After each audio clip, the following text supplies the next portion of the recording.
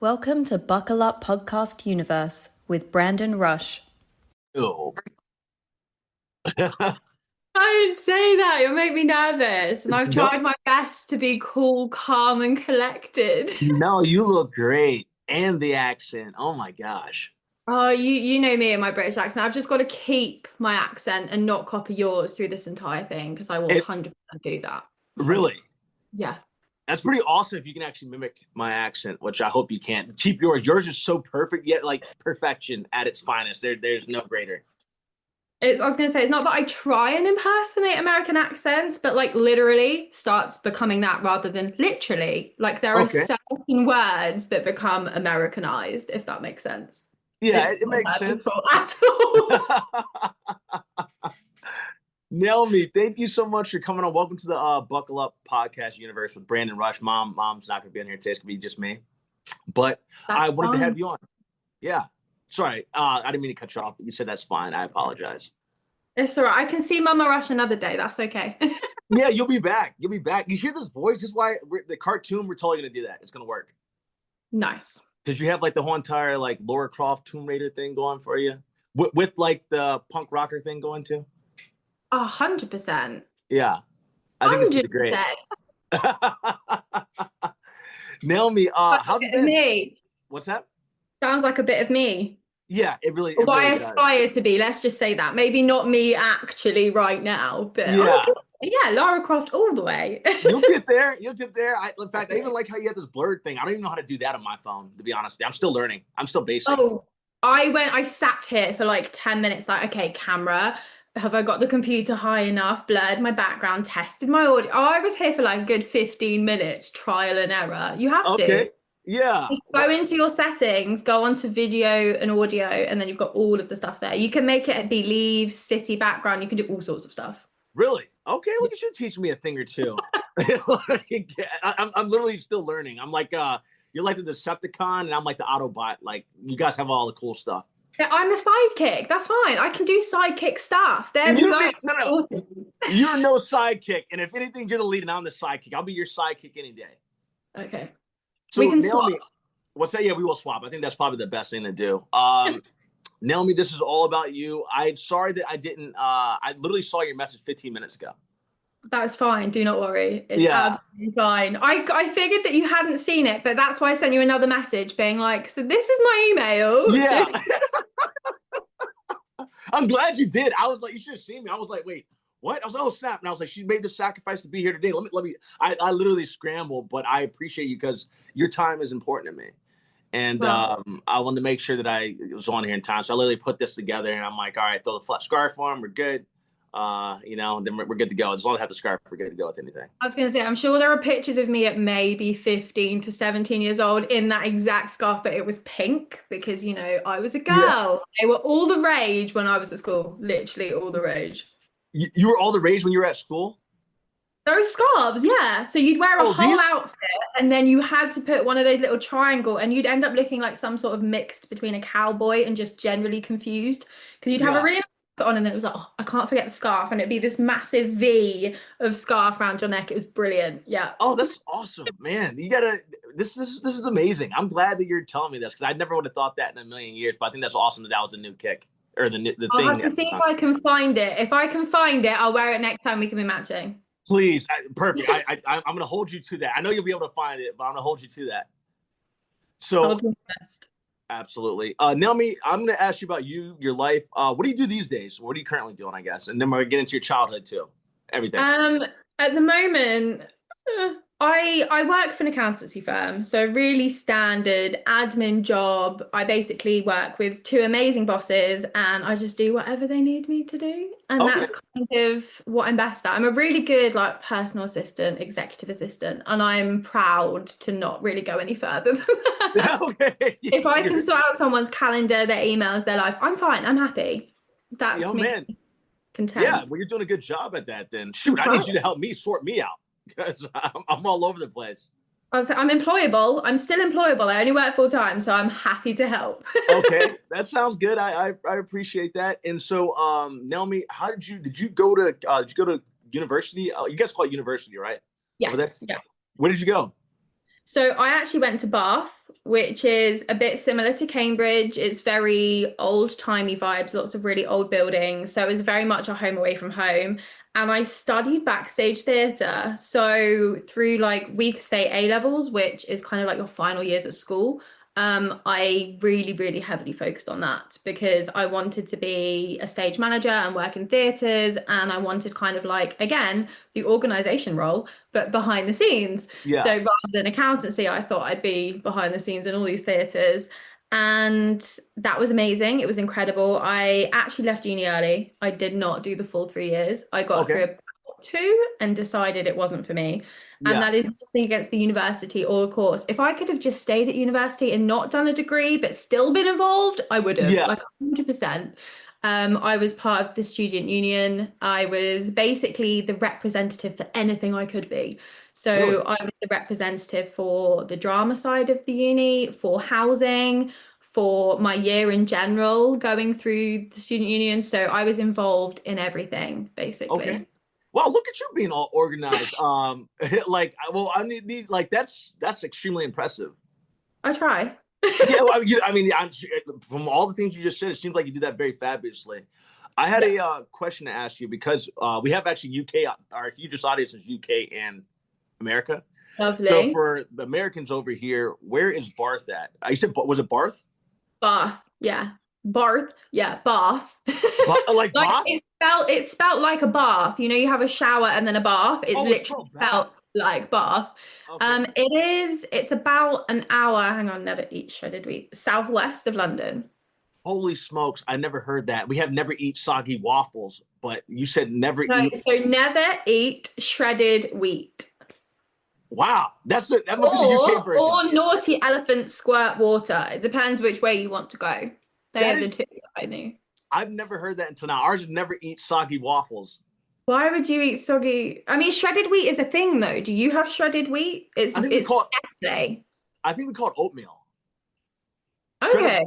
It's shredded wheat. I mean, but I've never heard anyone say like shredded wheat reminds me of baby twigs. It's like healthy twigs type thing. Well, shoot, you even said twigs, and I'm like, hold on, what's a twig? I'm joking. I know what a twig is. Like a branch, or you're talking about like a root? So, do you have Weetabix? If I say Weetabix, do you know what that is? Please just say everything British, because all this is just greatness. I feel like I need to do this in a grocery shop so I can like hold things next time. Okay. So shredded wheat kind of came from Weetabix. So shredded wheat, Weetabix.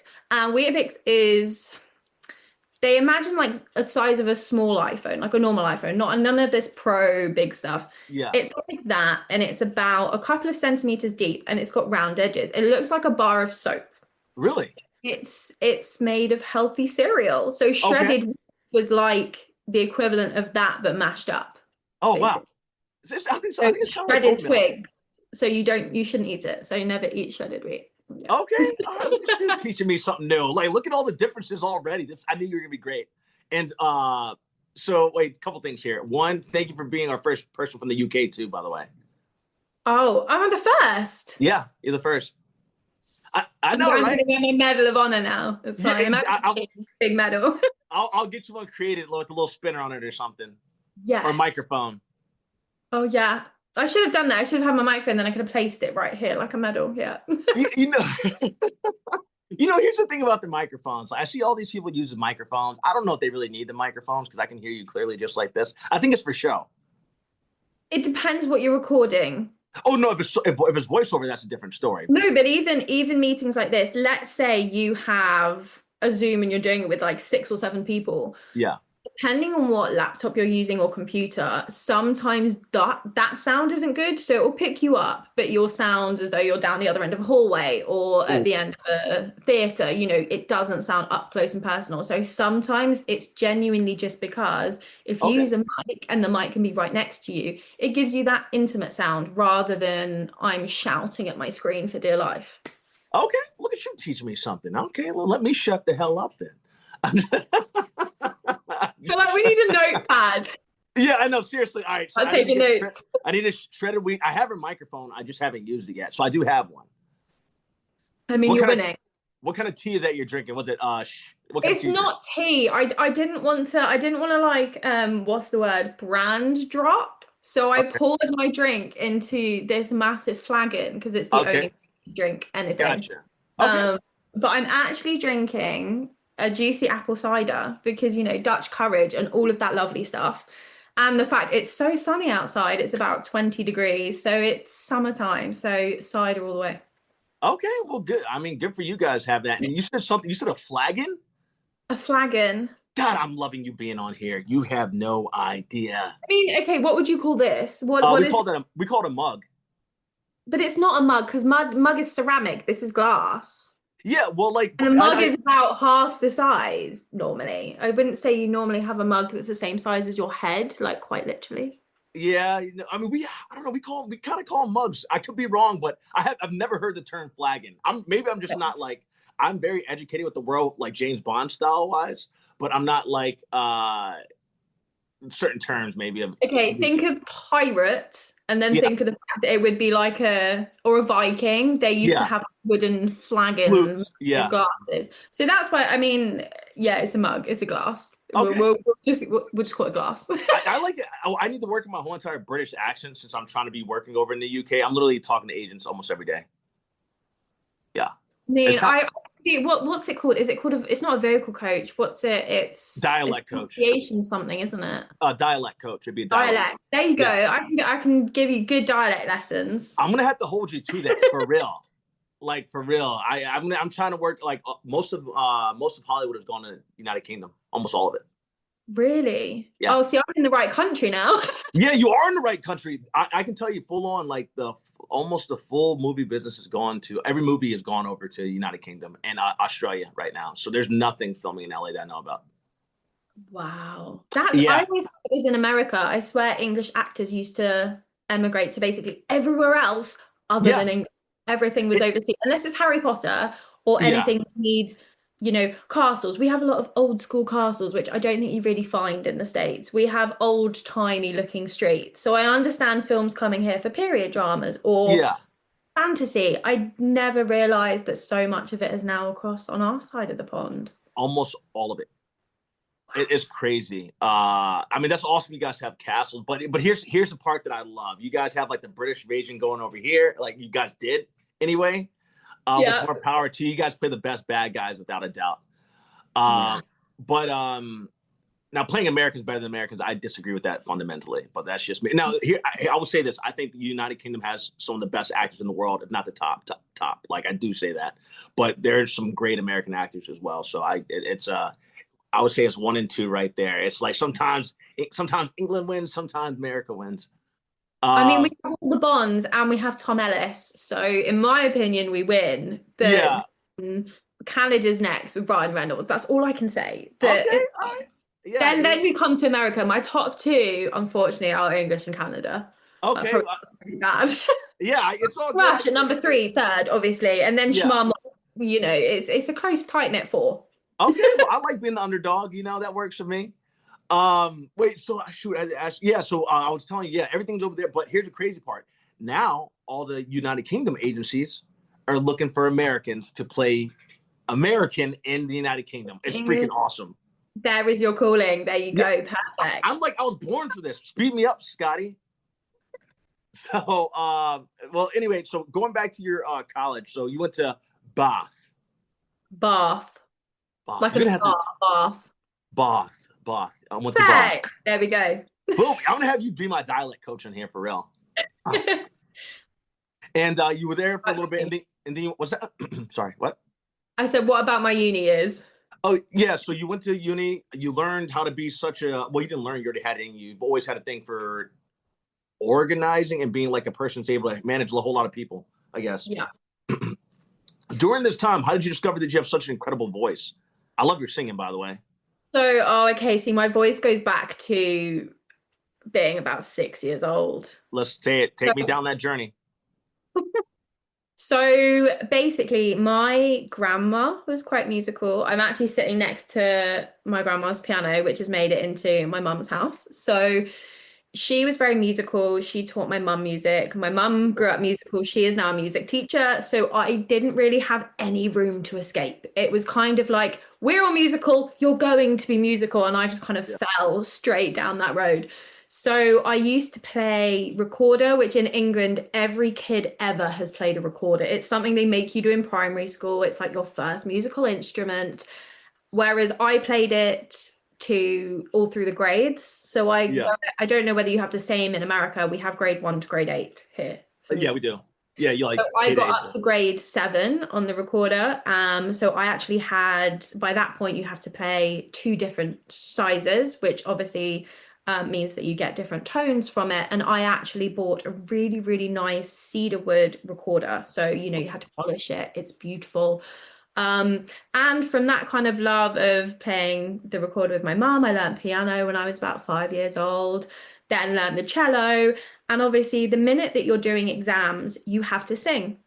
So Really? once you get higher in the grades, you have things called oral tests, Okay. which basically they play a tune, they'll ask you a couple questions about it, and then you kind of do a call and response.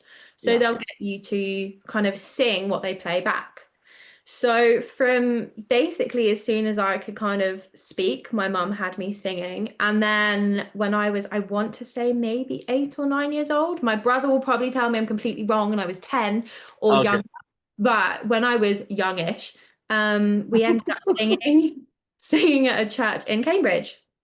So Really? I used to go from year 7. So yeah, I was about 10, 11. I used to go from school in Cambridge, and then every Friday we'd go to choir practice. So Wow. either my brother or one of my parents would meet me and we'd walk to the church, and I used to sing. And then we'd also do Sunday services. We did things like requiem masses that would come at certain times of the church year.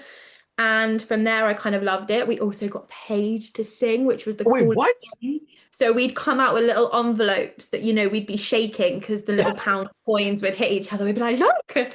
So yeah, we used to get paid. Yeah. I started doing similar to music exams, choral exams. Will So you you explain both of us? Yeah. you end up with like it's kind of on a ribbon and it's a little metal piece of thing.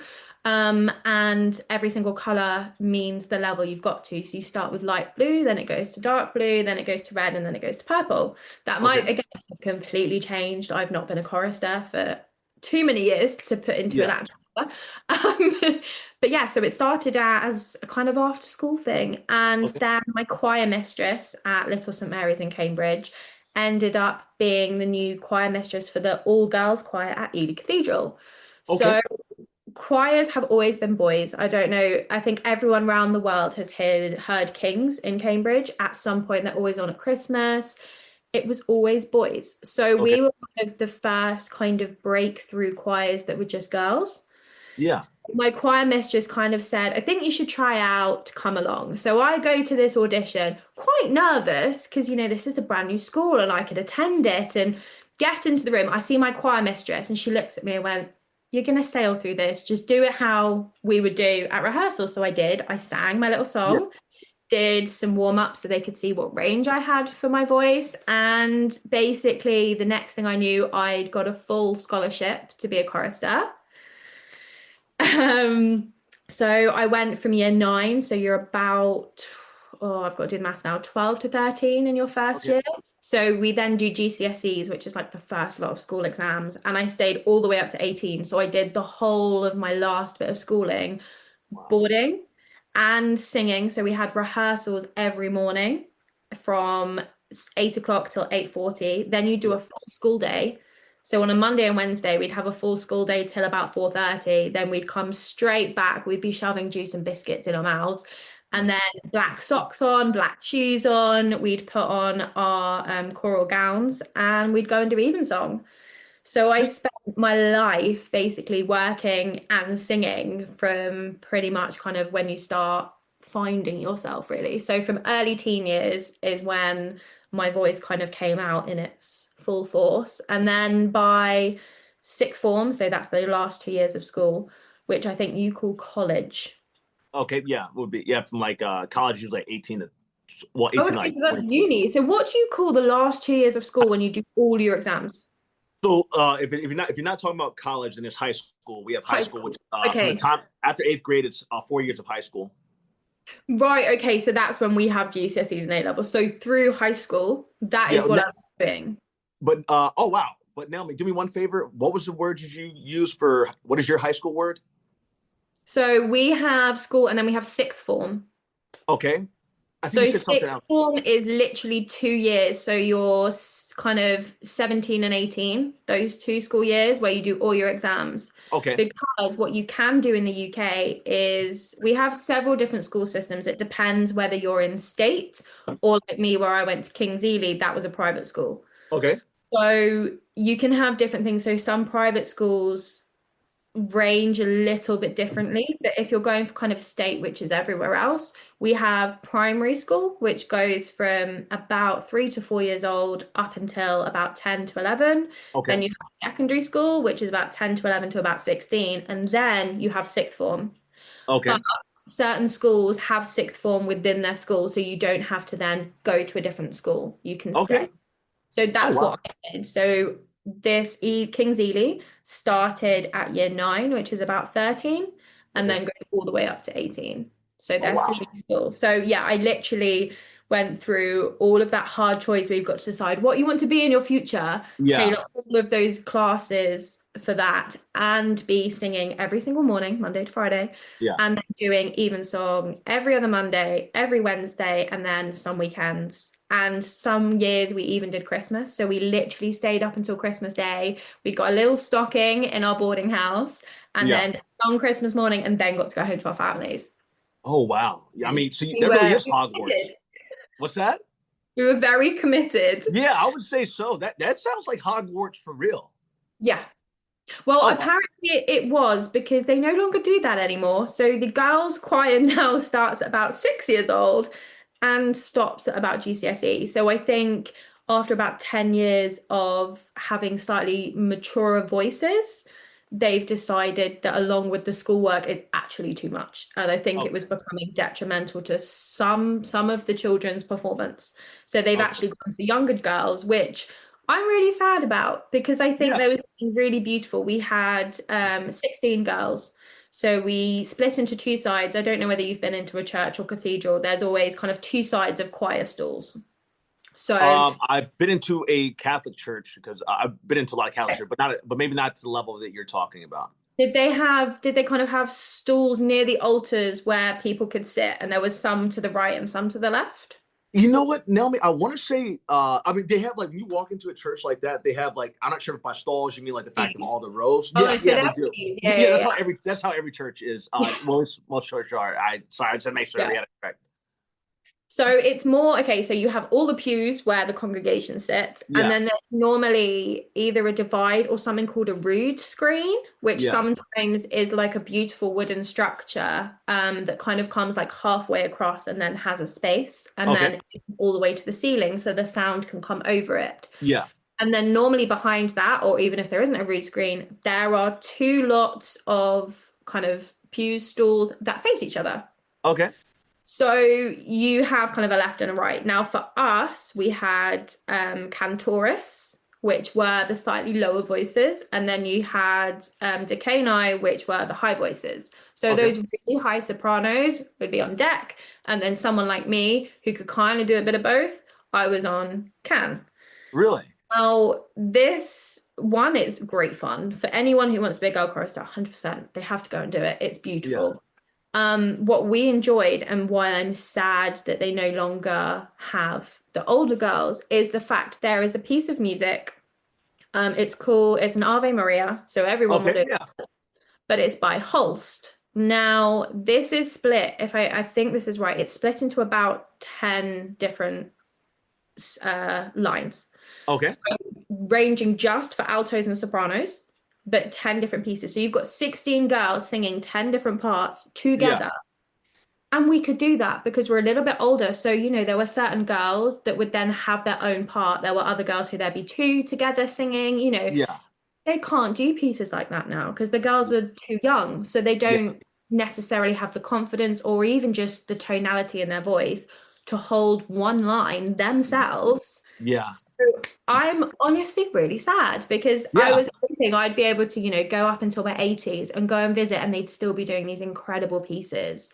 And unfortunately, not anymore.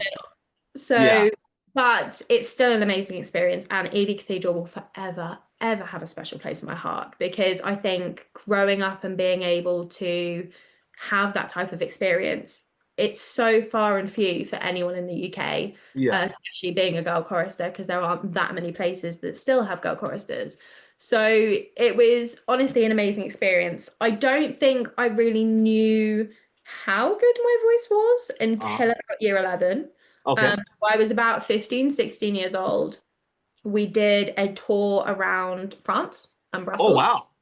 And our final stop was actually in Westminster Cathedral, aka King and Queen Land. Okay. Their massive Westminster That's Abbey.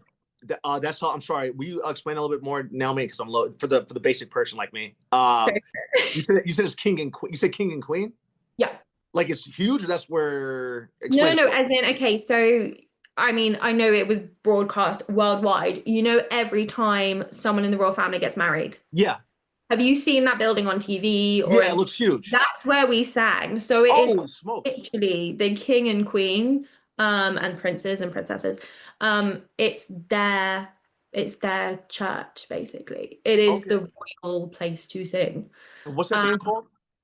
Westminster Cathedral. Okay.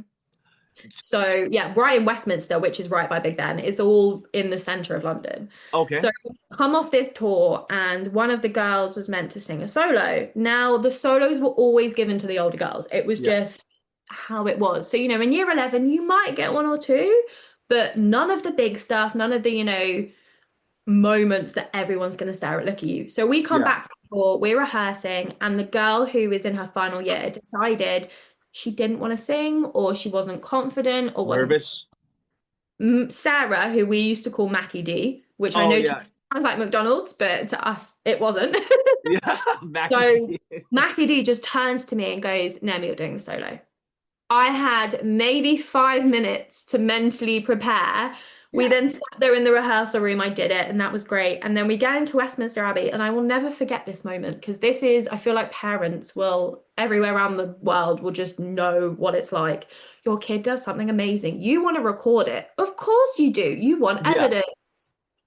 So my mum, being... I love your mom, by the way. Yeah. The special lady she is, yeah. She decided to get out her iPad, which at this point, you know, iPads weren't that new. They were big. They were just awkward. Yeah. Middle of this song, my solo is about to happen any minute, and there is this almighty crash. And her iPad had fallen out of her hand and slid all the way into the middle of the kind of area just by where we sing. And the life of me, I was mortified. I was singing this solo 2 minutes later, mortified that my mum had tried to record it to begin with. And then also that the device she was recording it on was so slippy that it ended up creating a ruckus that then everyone turned and looked. Because you do, it's a silent church. So something's you're like, excuse me. So everyone turned and looked, and there's just this iPad in the middle of the floor where the ushers walk with the next person doing the reading, and her iPad is just there staring at the ceiling. Oh, so wow. I think that was the first time I actually realized that I had a good enough voice for, you know, my choir mistress 10 minutes before the happening to go, "You're doing the solo." Like, there was no preparation to this at all. This is awesome. You're singing it. Yeah. This is your Pixar Disney movie right here. This is it. This is that Sister Act moment. This is that movie. You had that movie moment, Naomi. I'm so excited for you. No, actually, I have a better movie moment. Wait, hold on a second. No one recorded. Okay, so basically back at home, so back in Ely Cathedral, we did lots of services. So when it came to Christmas, Easter, there's all these amazing things you get to do. So I think I was either in year 12 or 13. So I'm at the top end of this experience. And there was this beautiful moment. Now you're going to have to go home and you're home, but after this, Google what Ely Cathedral looks like for you to understand how momentous this moment was. Send it to me too, by the way, please, Naomi. Okay. So we were sitting in the choir stalls, and then basically the choir went out and processed down the middle. So in between all of these stalls, down to the far end of Ely Cathedral. Now, this is a huge building. They actually have used it to film many a film, so it wouldn't surprise me if you end up in Ely Cathedral filming as an actor. It will happen. Yeah, there you go. You'll see it and you'll be like, that's where she stood. Exactly. This is where it happened. This is where it happened right here. Literally. So the Yeah. choir all possessed down, and there was an alto who was one of the male choristers. So they are literally men and they sing with the boys. Uh-huh. So there was an alto who then sang in the octagon. Now the octagon is pretty much as it sounds. It is a part of the cathedral that sticks up. So it's that one bit that you can see, as soon as you're on flat earth, you can see it. Okay. So if you're driving up to Ely, you can see it about 40 minutes before any other bit of the cathedral. Okay. And it's 8 sides, and it's this beautiful bit of the cathedral that helps sound resonate because it's taller than the rest. So the sound goes up and floats back down, and it's incredible. So under this, they have a big altar so that on Sundays and the days where the communion is full, they're not up in the top bit by just the choir. Yeah. So we also have stands here as well. So we're literally all under this octagon in this beautiful open area. The choir possesses down. A single alto ends up at the front of the octagon, and me, my precious, ended up in the pulpit. So not only can everyone see me, my voice just carries over the entire audience because I'm that bit higher. And it was some beautiful bit of kind of retort between the choir at the back of the church and Miss Alto. Written again by Mackie D herself, top A's. I don't know how much you know about kind of pianos and notes, but break it down if you can, if you're able to. I mean, I can press it on a keyboard right now if you want. Hit it, bring it over. Okay, so this is the note. Oh god, this is where everything falls off the piano. This is the note, this one. And then Naomi, I didn't hear it for some reason. Okay, I will play it at some point. I will let you know, and then you can know what it is, because I think it's not picking it up from across the room. Okay, so a high A is about... No, I can't sing it. I won't try. If you're able to, why not? Very hard. Okay, we're not live. Oh, yeah, well, then, I don't want you straining your voice. Yeah. I've not fed. Anyway, I thought it was so amazing, and I did know for about 2 weeks I was doing this solo, and I thought as a 17-year-old, I'm not going to tell my mum. I'm going to surprise her so she can see this incredible... To this day, still, and I'm talking, I think it came up last month. Yeah. To this day, my mum is so annoyed. She was like, I would have bought people to come in here. I would have... Because, this doesn't happen. There aren't many cathedrals where you can stick one chorister in a pulpit, have the rest at the back of the church, and have this amazing back and forth with almost like a kind of sound defect in the middle where it slows down and then catches up. So, you have to be really smart about your timing. There's no conductor with us. Mackie was at the other end with everyone else. So it was absolutely incredible. I don't think I've ever heard of another girl chorister singing from the pulpit. Like, it just hasn't happened. And this is you. Yeah, and this is me. So that was my one massive movie moment that will never happen again. There is no evidence of it because I didn't tell my mum, so she didn't have time to crash an iPad across the floor. Yeah. So there's no evidence. It happened. It just never happened. My mum will talk about it till she's blue in the face and tell everyone she's still so upset because I didn't give her warning to bring 97 friends with her. But it was a standard morning Eucharist. I thought no different. It was just I had a cool solo. That was definitely my movie moment, and definitely a moment where I went, okay, I'm good. And from there on it just kind of dominoed. So we did I was about to say a requiem. It wasn't a requiem. It was a full mass, and we did it as a concert. Okay. So normally, if the chorister is involved in a concert, there are professionals. So there is normally a professional soprano, alto, tenor, and bass. Now, granted, quite often the altos and the bass come from the men who also sing with us, the lay clerks. And so, we always see, it was Mr. Harris, he was always there. So he was our alto, and the rest were professionals. Yeah. And then we find out that the head of the boy choristers, who is actually going to be conducting us for this, wanted to hold auditions for one of the girl choristers to have a solo. Okay. So I'm up against, so I was like the only one from Cantoris. So, I'm up against all the deck girls who can sing really high and really confident. Yeah. There were 5 of us. And you said Cantoris is like the school you're in? No, so Cantoris is like the slightly lower voices. So you have all of us girl choristers. You had Can, who are like alto to kind of mid soprano, and then Deck, was like all sopranos and like really Okay. they can squeak all up and yeah. All right. So I was against all of the other girls who were in my year and the year above, but on the other side of the church. So, you know, Yeah. they were sopranos. I was kind of like a mid soprano. And three of them had sung, and it was beautiful and it was raging. And I was sitting there going, I'm never getting this. Lo and behold, I did. For some reason, Paul trapped. He went, Naomi's the one. So that was my moment. So we were on a full stage. They put a whole stage up in Ely Cathedral. Now, this again happens quite often. And so there are three professionals, you know, all in their nice swanky black and white and suits and looking official, and some of them almost operatic. Like some of the tenors are just professional tenors and baritones have the most beautiful voices. Yeah. And there's an entire piece that was just me. So I Really? got down from the center stage with all my girls, all the way down, and stand there with this folder. I knew it off by heart, but you know, it was still, I have to have my music here. Yeah.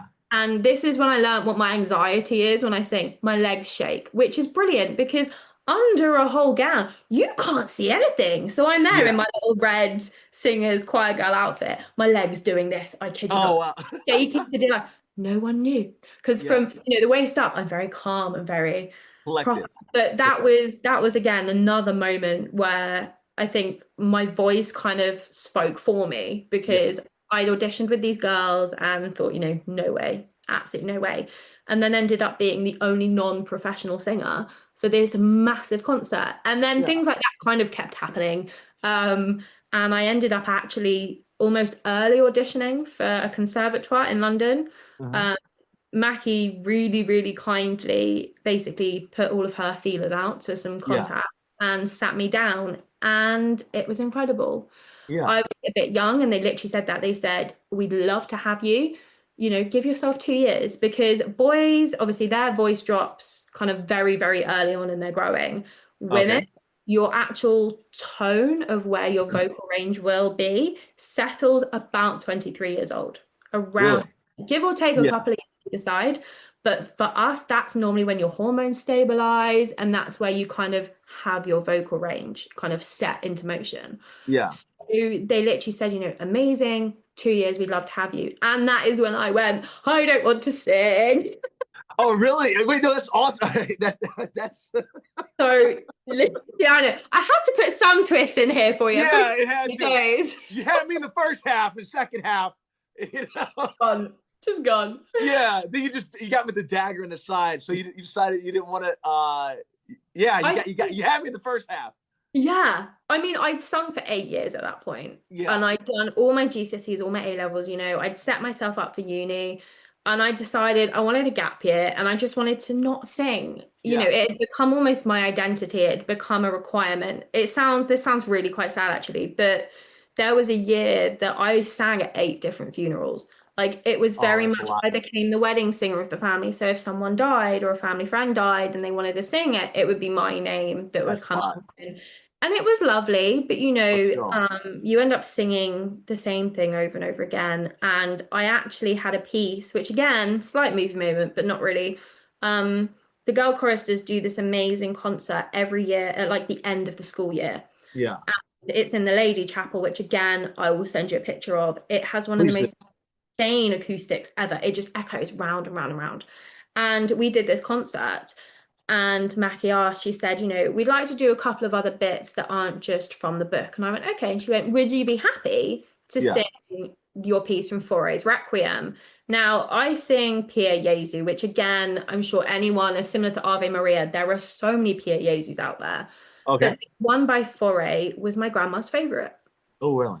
So I sang it and it was beautiful. My grandma unfortunately passed about a year later, and I sang it at her funeral. Yeah. And then someone else died and would really like that at their funeral. And you can see how it just became a bit of yes. So I actually sang a funeral 2 years ago and again did something from Fauré's Requiem. Yeah. So it was okay. I just became useful as a singer to people rather than something that I really wanted to do. It just kind of became, it's a wedding or a funeral, can you sing? Which is lovely. I know that's such an honor, and I sound almost stuck up being like, it was too much. You don't sound stuck up at all. I think I was a bit fed up of it, and I know that sounds so bad, but you dedicate your life to it, and we Easter holidays would come and every other person at school would get 3 weeks and we'd get a week, go back to sitting, Oh and no, you're burnt get a out. week. And you lost everything. We'd be Yeah. there for a week after everyone else at school holidays, and we'd be back a week before everyone else. Yeah. And that became my routine. It was singing in school and singing in school. And so when I reached about 18, I thought, you know what? I want a gap year. I want to just live. I Yeah. decided after one gap year it was not enough. So I Yeah. messaged Bath and went, I'm really sorry. Is it okay to defer my entry? And Yeah. they were brilliant. They said, yeah, not a problem. Go and do you, because I'd actually ended up working for the whole lot of my gap year and not traveled. And then I was like, so I've done all this, hard work to save money to not do anything. So then I went off to Thailand, Indonesia, did the whole gap year thing, and came back to uni kind of a bit ready and prepared. I Yeah. joined the choir at uni as well. I did Okay. try and do some singing. And that was really good actually. Bath choir was, it kind of cheated because choir was like mandatory for all musical people. So if you were Okay. doing university, you were in the choir. You were just kind of, you have to go. So I Yeah. was one of maybe 5 or 6 people who weren't in music or studying music, which is really unheard of. So Yeah. I enjoyed that because again, I got to enjoy the classic music side and still dabble a bit, but without it being my entire identity. Because I think the thing that, I mean, I even struggle with it now. Yeah. I really want to do singing, and vocally, I love doing things with my voice. And I actually did a beautiful service in a village near here.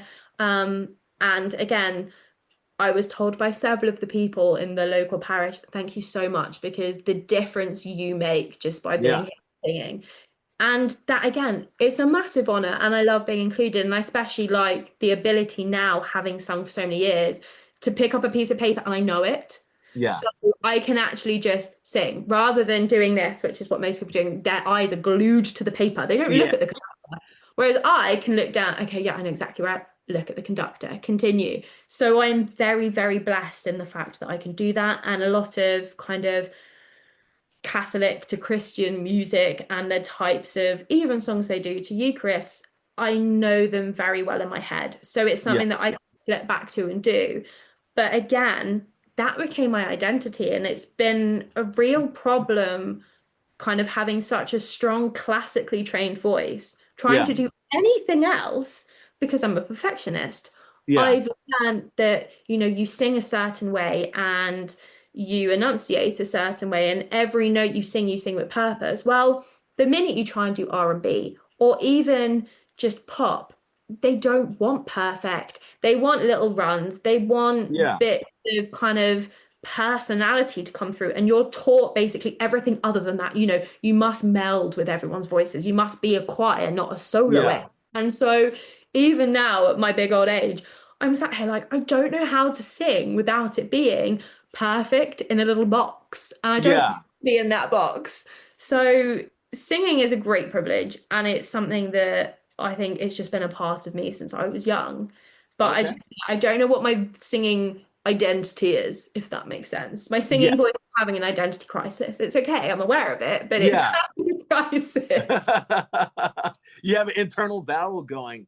Naomi, that was so beautiful. And thank you for sharing that with me. Because the thing I had to ask you, first off, you have like movie 1 through 3. I thought you just had the first movie moment. You have part 2 and you have part 3. And then, after the movie, like it's And been there's like, more.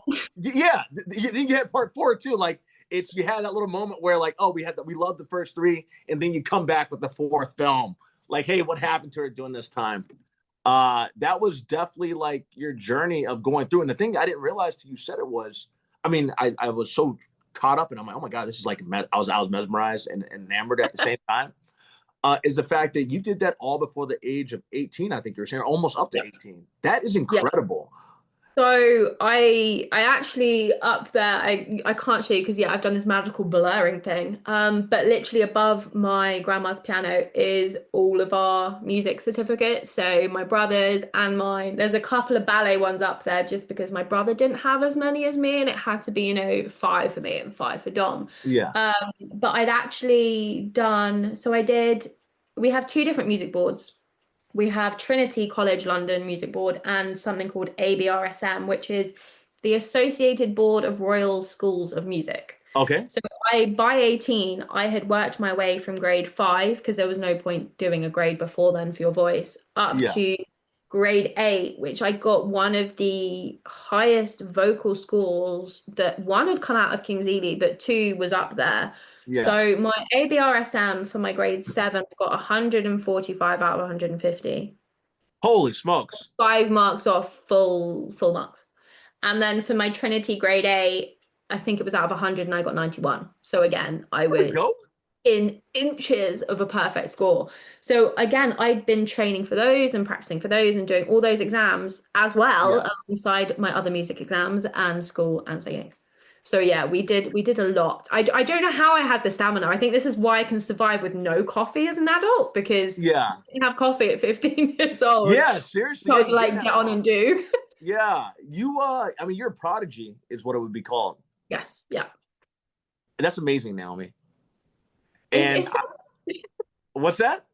I said it's something. I don't quite call it amazing, but then I don't think there are many people who, when it's their own experiences, see it the way that anyone from the outside does. Yeah. No, you're So, absolutely right. I'm just going to tie one quick story into what you said, where you just decided you didn't want to go to, you got into, just real quick, you got into, I think you said that you got into somewhere. You said, hey, you know what? I actually don't want to, uni, yeah. yeah, uni.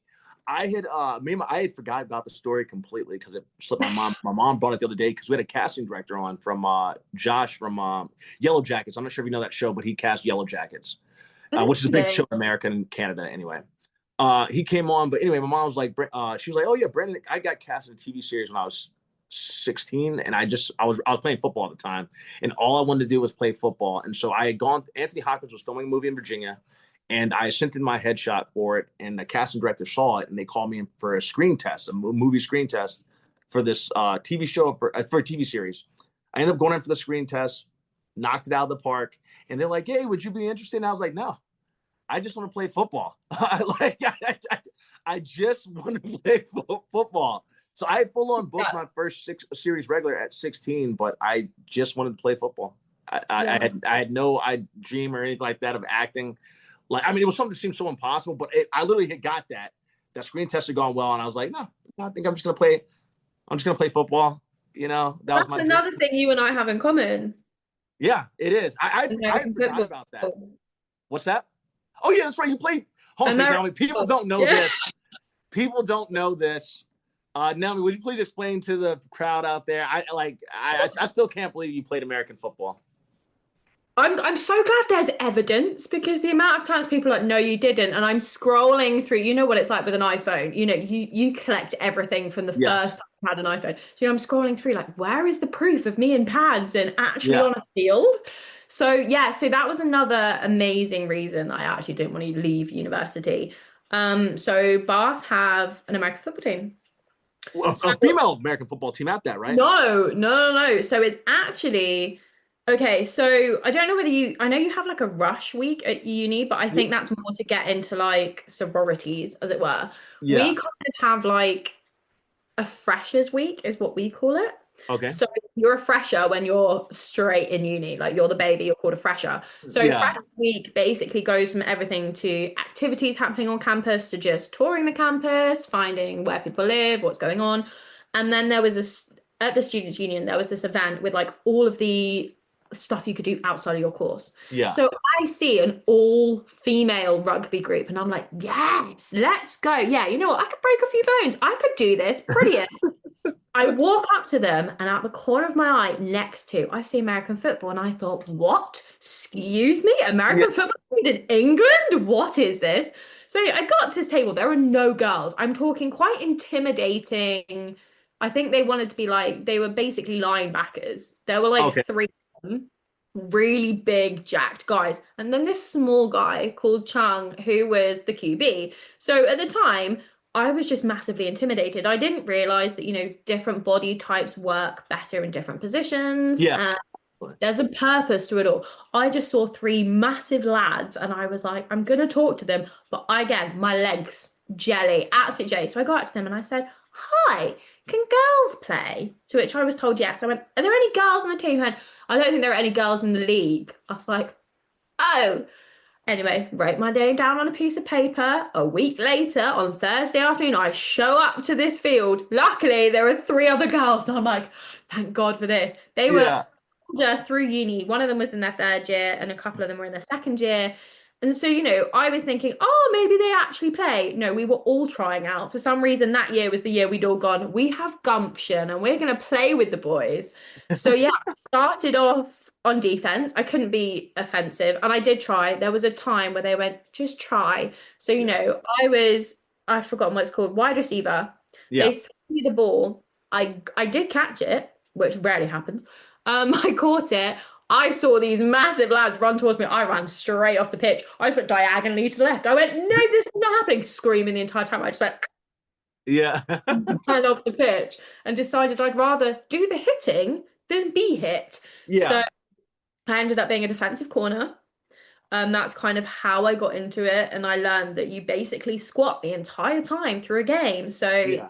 thick thighs save lives became a slogan in my life because I actually understood why I was built a little bit like a tank.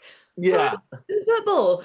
So yeah, started off as a corner, and had great fun actually, because so I will explain later. I have played in a girls' team. I have played in a women's team. I have had that experience now, but not knowing that was even a possibility, 21 years of age, I was just going, I'm just going to prove to the boys that I'm meant to be here. And actually, there's something really powerful about it because we played Bristol, which is another city really close to Bath. They're like neighboring cities. Okay.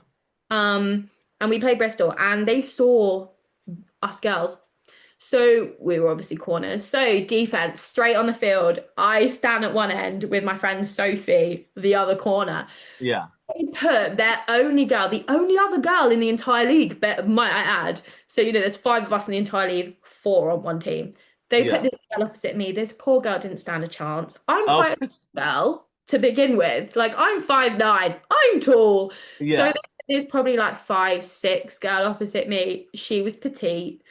I destroyed her in the politest way possible. I just basically ran through her, kind of went to the side. Yeah.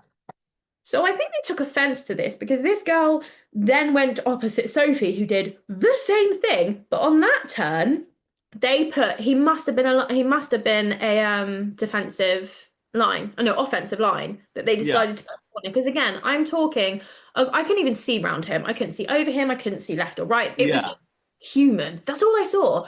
Yeah. So obviously, naturally, the only thing I can do is kind of go, yeah, bye, and duck out of the way because that's the only way. The minute a massive guy holds you, you're done for the rest of the game. How did that work out for you? Yeah. So that then even more pissed them off because they realized, oh, these girls actually can get round our humans. So then they decided to put 3 people on my side. Oh, wow. Okay. The trips right. I was so livid. I was like, you're just doing this because I'm a girl. Like, leave me alone. It wasn't even a necessary play. We weren't right next to, we weren't near a yard and, we needed a rush and that was it. There was no reason. It was first down. You've just decided to put 3 people opposite me for literally, as we would say in England, shits and gigs. There was no other reason for it at all.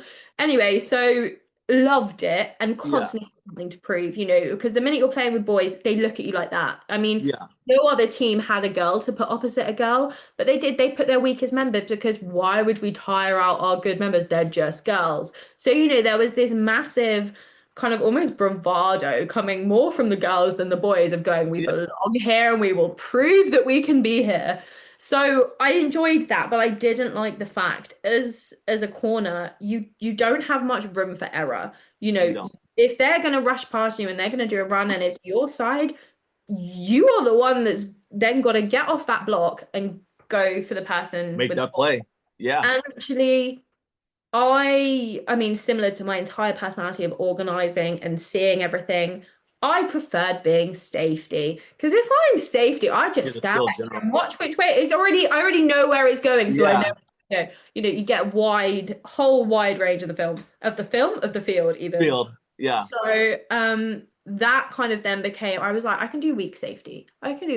Someone else, one of those really fast boys that can run, 10 miles faster than me. He can be strong safety. I'll be weak. That's the one time I'll go, I'll be weak. That's what I was, Naomi. And Loved it. So kind of was really that was one of the things that I didn't want to leave uni for. I wanted to Yeah. stay. I wanted to play American football. Ended up coming back to Cambridge, then back to London. And in London, I did some Googling. I was like, right, okay, American football teams. Now in London, they're a little bit more serious. Okay. So the main league is just men. You can't even have girls on your team, which did slightly upset me because again, I wanted the chance to prove I belonged Oh, there. yeah. So I found this amazing team who I can't slate at all, called the Wembley Stallions. I have kit head to toe to play American football and match the Stallions still to this day. Was that the black jersey? Was that the black outfit? Was it black that you guys had? Black was uni. Okay. So Bath Spa Bulldogs, we were Bulldogs, so we were black and gold. Yeah. And then Wembley Stallions are red and blue. Okay. Completely different. So, those trousers that have the pads that you like slot in. Yeah. I'd worn black ones forever, got to them. They were like, you need reds. I was like, oh God. So, I bought this incredible pair. They looked great. What I didn't realize, unlike my blacks where the pads were sewn in, oh no, this thing came in like 5 different packages. I was like, Oh, what? yeah. Oh no, so I actually had to like get the belt and put on the right hip first to then feed it through to the pelvic bone. That's how it is in America, my dear. Well, okay, I'd been given the cheat code, okay? Okay. I've been given the easy one where you don't have to thread anything. It's all just in the pants already. No, you got to do it every So time. that was a learning curve. I definitely got it wrong the first time and really hurt my back because the pad, what I didn't realize is yes, you put it on the belt, but you kind of have to feed it through the belt and also the back bit of the material for your back pad to stay in the hollow or like, is it your coccyx that's trying to protect? Wait, the front, No, the back, the bit that's literally your lower back. Is that for your coccyx? There's a butt, it's called a butt pad. We call it a butt pad. Okay, well, we didn't call it anything. It was just the back pad. Yeah. So the butt pad, that was in the wrong place one game. And trust me, after about 3 times of being hit to the floor, I was like, this is wrong. I need to figure out how to make it right, but this is wrong. That's a sting you don't want to feel. But yeah. No. So I found the Wembley Stallions who were the other side of London to where I was living at the time. So I used to go to work on training days in like basically gym clothes. I still to this day don't know how work kind of just let me get away with it. But I'd go in these gym clothes. It was about a half an hour trek to work and then about an hour and a half from work all the way up to football training and then about 2 hours to then get home. So, dedication was very much so there. And I found this women's team and I was really, really excited. The only thing for me, however incredible it was, I can't play against girls. And I realized because with men, I'm not afraid to run through you. Like, I know the whole point is you don't stop at the person you're going for. Yeah, you have go to to the shoulder. You have to have that momentum. You have to just keep going. And the minute it came to playing against women, I felt bad. Now, I never had this with men. And I know that sounds really probably quite sexist. Men, I don't care if I hurt you. It wasn't even like that. It was, I had something to prove. The minute you're the same fish in a same pond with all the other fishes that are identical, I have nothing to prove. I'm just a woman on a team of women.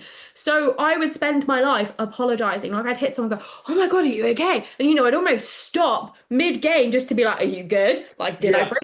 Whereas in the men's, I would have been laughing and just, 3 miles down the field, just not caring at all. So as much as I love American football, if I don't have anything to prove, I just don't play my best at all. Nowhere close. Really? So I have, for now, and I think potentially forever, I have hung up even. Your cleats, hung up your cleats. Yeah. I did break my wrist. That was I remember when that happened. Yeah. That really, really upset me. It was probably one of the best games and the day for games as well we were going to play. There were GB scouts there because we do have a great British female American football team. Oh, wow. So there were scouts at the game and I was playing safety by this point and really thoroughly enjoying it. And to name no names, I'm hoping this never gets into their earshot because I'm still mad at them. Just don't name names. Just leave names out. But our head of defense decided because, we were 3 yards from getting a touchdown.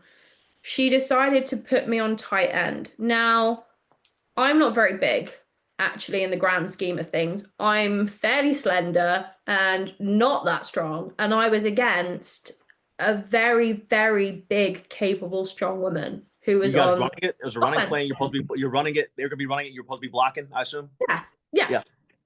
So I am in no way prepared. I'd never trained in that position. I'd never even been there for a game. You know, this was just the GB Scouts were there, and the Yeah. head of defense wanted to prove, you know, she could do it. She is now on the GB team, so props to her. Well played. Well, this lovely woman opposite me picked me up by my pads, threw me backwards, and because I went to block and my hands went up like you do, my hand ended up against her, bent backwards, and then there is literally video footage which I've had to remove off my phone because it makes my stomach turn. You see me, I have airtime. Like I literally see me flying backwards and just land. Now I Yeah. came off the pitch. I couldn't really feel my wrist. I just knew it didn't feel quite right. So I go up to my coach and I go, I'm not okay. And they were like, well, we know you're not okay. We can see that because we just watched what happened. Holy smokes. And then I was trying to do normal movements with my wrist, and I kind of got to here and I was like, I can't do this. I can't move. So as you know, I don't know what they say in the States, we're not allowed to play without an ambulance or an ambulance team on site. It's just you're not legally allowed to in the So I go up to these medics, and these medics are like, you're going to need to go and get that x-rayed. Like, they bandaged it, they packed it, they put a cold pack on it. And, you know, I was sent with my arm holding it like this. But they went, we don't think it's broken. Now, to this day, luckily, I have become friends with one of the coaches. And he also does a sports podcast. So he was really excited for me. He was like, you go and talk about yourself. So this middlemass, who is an incredible human, he knew it was broken. Now, did anyone tell me this? No, they just went with, it's not broken, don't worry about it. You'll be back, go and have an x-ray. There was a hospital, maybe a 10-minute drive. So I had one of the other coaches hop in the car with me. You know, I'm going like, it's not broken. They're just going to tell me it's sprained, you know. I get there and this doctor sits me down. This hospital was basically empty. It was one of those very small ones in the middle of nowhere. We just need something facility, you know, one of those. So he could walk me from the doctor's surgery room to the x-ray. You know, it was 4 doors down and we were there. Yeah. Did this x-ray. You know, he's gone for a couple minutes. I'm sitting in this room waiting for him to come back. So he looks at me and goes, John, the good news or the bad news? So I went, go on, hit me with this bad news. And he goes, it's broken. And I said, I'm really sorry for what I'm about to say. I just went, fuck. Because all I could think was, that's it, I'm done. You know, this was the 2nd week into the season. And my wrist was broken. Like, I wasn't coming back. I wasn't going to play for the rest of the season. I wasn't even going to be able to move. So, you know, it's very entertaining. I've been wrapped up by this lovely doctor. We're on the coach. They're all hyped. And I'm just sat there in these 2 seats by myself near the back of the coach. Like, I'm in pain. I am now cold. You know, there is no adrenaline in my system. Oh, zero. You're feeling it all. Yeah. And everyone's really happy. Yeah, they're talking about next week's game. Yeah.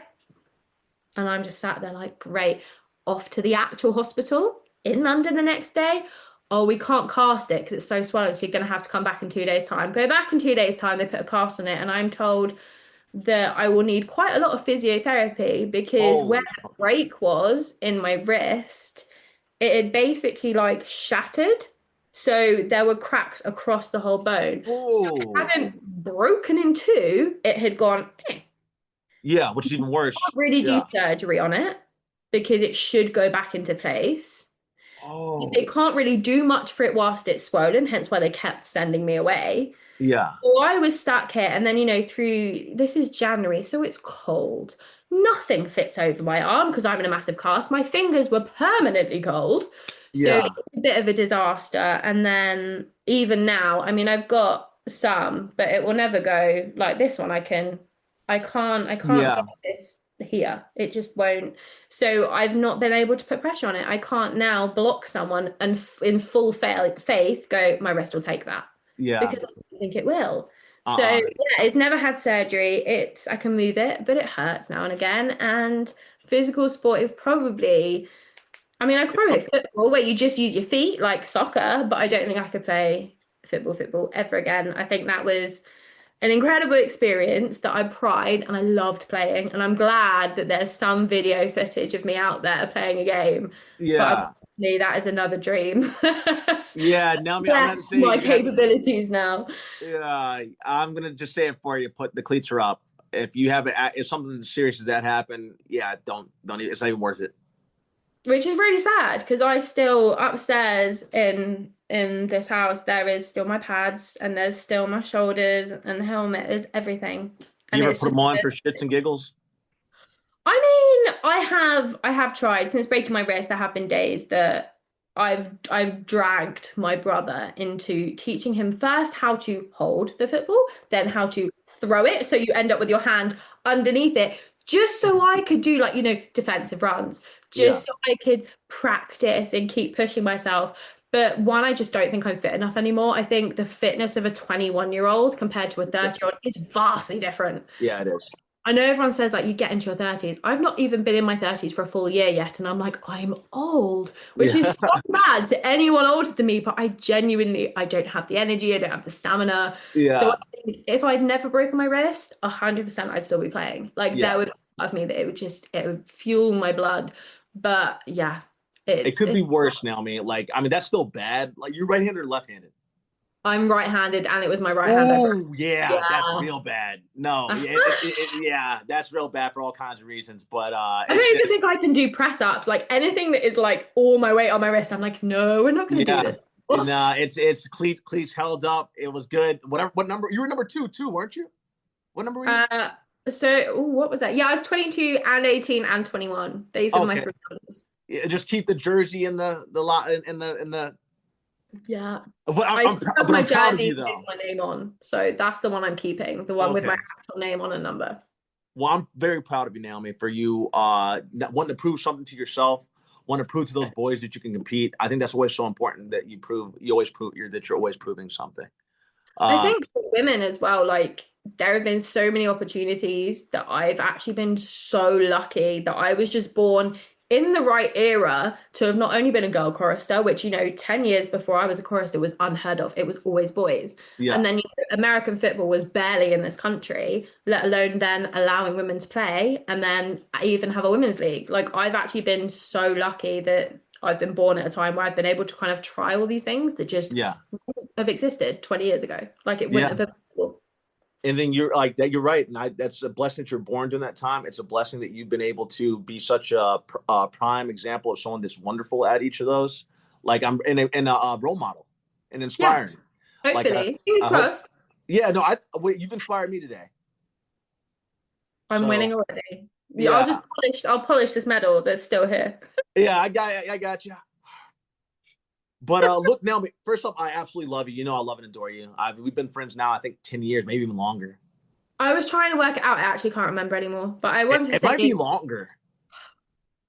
It's I like know 2014, I 20. was living at the time. Your what So was? it's definitely been 9. I can say that much with confidence. But I'm not sure And I was still beyond. in my old apartment too. So yeah, it's at least 2015, 2016, at least. So, but I'm gonna be over there this summer, so I'm gonna have to see you finally. You have no idea how stoked I am. I love Like, it. So hang on. So how long does it take B to meet up with one of his friends? 10 years of friendship to meet them. We're doing oh no, well. no. When I We're get doing there, really well here. yeah. But as soon as I get there, I'm gonna be like, Naomi, what are you doing? I don't know my way around here, but if I can meet you There you go. somewhere, I can take you to Ely Cathedral. I can show yeah, you the Hogwarts school I went to. Like I I, can show you all the fun stuff. I am sold, Naomi. I am sold. There we Seriously, go. like if you can do that, I would love that. I would absolutely love that. Yeah. And you can break it down for me. Maybe sing a little note, say a little prayer or two. You know? No, don't. I actually finally managed to get there is an official CD out there somewhere in the world of Ely Cathedral Girl Choristers with me singing a duet with one of the other girls. And I did it when I was in year 13, so my final year. And it is out there in the world for all to You know where it hear. is? If you And find I it, just send it managed to to me. put it on my phone so I can Yes. send it to you. Yes. Send everything to me. Okay. Send everything to me. And then also I have the photo. Let me know which one. I love all the photos that you sent me. They look great. The one photo, I I mean, really like, need to know that. yeah, Oh God. like, you know what I mean? Well, maybe they don't know what I mean, but like, I mean, for like the You're my number one fan girl. I'm here for it. Yeah. yeah, I'm your number one. Yeah, I'm your number one fan. But I love you. I'm gonna have you back on. Like, I'm gonna work out with your schedule because I'm gonna talk to you more. And I loved every minute of being here with you today, and I can't wait to actually be in UK and go these places with you. Like, you just Yeah. made my whole entire day, and I didn't know all this about you, so it's so wonderful to hear your story. as Oh, well. don't worry. I was having a panic actually, because this is how the universe turns out. So I was in one of the boarding houses at King's. So there are Yeah. several different boarding houses. There are also day houses, so you can go and just be a day student, like normal Okay. school. But there were also boarding houses. So there were only two girls' houses, the Chorister Girls' House, and then one called Hill House. So I Okay. was in Eccled Reader, and my friend was in Hill. I now live, one of my housemates went to King's Ely, went to Hill House, remembers me. So she is 26. So there's a bit of couple of years difference. Yeah, that's She okay. remembers me from school and we now live together, like complete fluke. It was never in any, like we hadn't spoken from the day I left King's, Yeah. she was a name from, King's, and that was it, Yeah. one of the people I vaguely knew. And now we live together. So it was very funny having like a little debrief about Yeah. half an hour before this, going, I don't know what to say. Like, I can talk about Kings and I can talk about how our bathrooms were like Hogwarts bathrooms, because Yeah. they're old timey. They've got almost cathedral-esque. We live in a cathedral-esque building. So our Yeah. toilets, you walk in and they've got like big stone archways. And you've got normal toilets and showers in there and stone archways above things. Like, and I was saying, I don't know what else to talk about. So it's actually been really funny how the world has just done a full circle, that I'm a fully grown adult, King's is way behind me, and I'm now living with someone who has had the same experiences.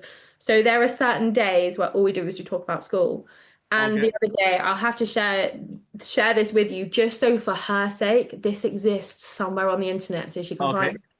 So when it came to sports days, Hill and Eccled Reader, we were the smallest of houses. So we would often be shoved together. So this Okay. is how she kind of came across me at school. And we used to have this chant. Now, I don't know whether it's the same with you at schools, because I don't know any other school that had a chant where, it would hype you up. So this is I how the think you all chant. kind of do. Go ahead. Do I will demonstrate. So I used to go, oh wait, now I've forgotten. No, hang on, wait, to the best, Yeah, okay. So to the best, the best don't mess. We're cool. Wait, no, hang on. Oh my God, I'm gonna get it so wrong now. You got it. No, You got it's this. fine. Don't drop the ball now. No, I You can't remember. can't. Hang on. You've done so You're gonna have well. to come back to me on that. But literally, we sat here and we were just sitting in the garden. We were catching up, glass of wine in hand, full female. All of a sudden, it came into my head, and she was like, "You remember that school chant?" And I was like, that's exactly what just came into my head. So we were sitting there chanting to our other housemates' despair at this point. We just walk around the house chanting it. Like, yeah. So I think it was, we're the best. So it's we're the best, the best don't mess. We're cool, too cool, to the cool, don't fall. We're going to be 80. Yeah, I can't remember the beginning. You better say that with your chest, Naomi. I'd have to do it correctly. We're gonna have to do it in the next episode. I'm gonna have to remember what it is. We'll start the episode with that. You got that right. I'm gonna hold you to that. I'm gonna absolutely hold you to that, Naomi. And then if for any reason you remember it, you just call and be like, hey, Brent, I remember we're gonna go live. I'll send you a voice note. The minute it's, you know what, we're gonna hang up here. Yeah. I'm gonna be hiding my laptop out. I'll be like, it's just there fluently in my head, just coming out of my brain. Yeah, do it. Well, send me a voice note, and then then I'll have it too. If I have it down, then we can both do it. Boom. Right. I know how it ends, because it ends, we're gonna BE80 beat you. We're gonna BUST bust you. We're gonna beat you, bust you. That's our custom. Go Hildreda. So yeah, we were really cool. Oh, I'm all hyped now for it. You got me going. I'm just like, what? Yeah, I will find the full wording, and I will warm my voice up, and I will sing it loudly and proudly next time. There you go. Absolutely. Well, look, Naomi, I love you. I adore you. You know that. And I appreciate you so much for coming on. You've been such a delight today. And I'll have you back literally whenever. You just let me know, like, hey, B, I'm down to hop on. And then obviously our cartoon, because your character looks cool as hell. Mine looks cool as hell. And then I'm so excited. It's going to be good. I am. Yeah. I'm here for it. Good. It's gonna be like a adventure watch, because the way both our characters look, it can be a total adventure thing with it. So I'm here. As I said, I have a lot of free time, so still it. I'm here for this. All right, that sounds good, my dear. Well, Naomi, thank you so much. Bravo. I love the stories. I'm gonna need to see all these pictures, and they heard it here. You promised that you would take me whenever I get to London or England to these places, so I can see them, because I'm gonna love that.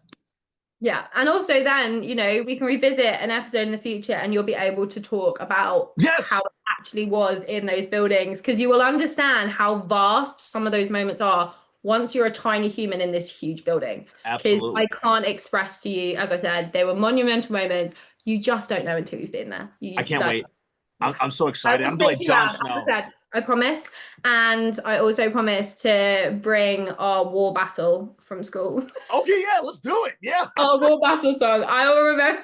Absolutely. I'm gonna have to dress up like the Umbrella Academy. I'm gonna have to dress up real sharp or something. I don't know. I mean, or we just put on full American football outfits. But that works too. I'm down for that. It'd be like is it a haka? Is it a haka? The haka is New Zealand. What's that? Yeah, but it would be like that. We'll just be in an American football uniform. Oh yeah. No, I feel you. Yeah, I got you. That works. Thank you so much for having me. It's been an absolute honor to be part of this podcast. So I'm glad. Absolutely, Naomi. All right. Well, take care, my dear. I'll talk to you soon. And thank you so much for your time today. I appreciate it. Of course. All right, Shady. I'll talk to you later. Yeah. Bye. Okay, bye. Naomi, you're wonderful.